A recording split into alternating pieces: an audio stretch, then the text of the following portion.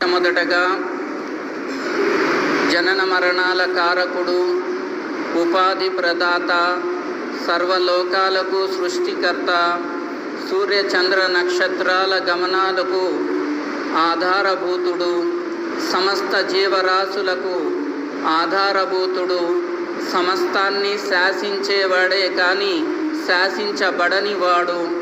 ప్రార్థనలను ఆలకించేవాడే కానీ ప్రార్థనలను చేయవలసిన అవసరం లేనటువంటి వాడు,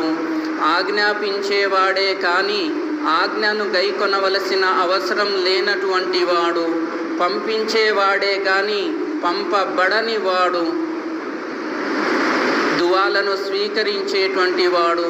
సమస్త సృష్టి కార్యాలన్నిటినీ అయిపో అనేటువంటి ఆజ్ఞతో పూర్తి చేయగల సమర్థుడు,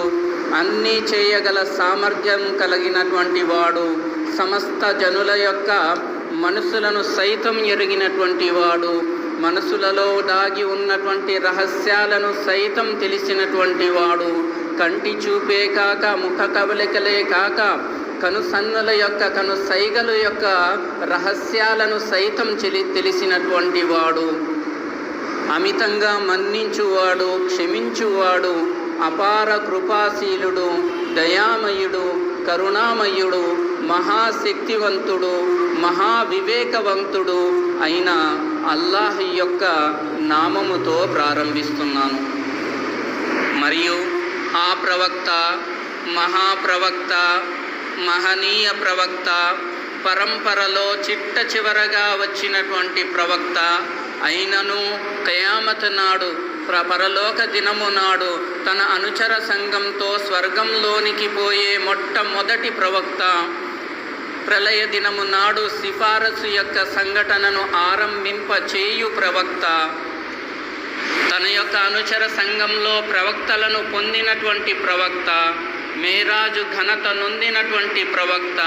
5 పూటల నమాజులను కుదించినటువంటి ప్రవక్త, ఎల్లవేళలా ప్రతిరోజు తహజ్జుద్ నమాజులను ఫర్జ్గా ఆచరించినటువంటి ప్రవక్త, తప్పులను మన్నింపచేసినప్పటికీ కూడా ప్రతినిత్యం అనునిత్యము 70 కంటే ఎక్కువ సార్లు క్షమాపణ వేడుకున్నటువంటి ప్రవక్త, అనాథలను దరి చేర్చినటువంటి ప్రవక్త, ప్రయాణికుల భారాన్ని మోసినటువంటి ప్రవక్త, తన యొక్క దువాను ప్రత్యేకించబడినటువంటి దువాను ఖయామత్ నాడు తన యొక్క అనుచర సంఘం కోసం దాచి ఉంచినటువంటి ప్రవక్త, ఖయామత్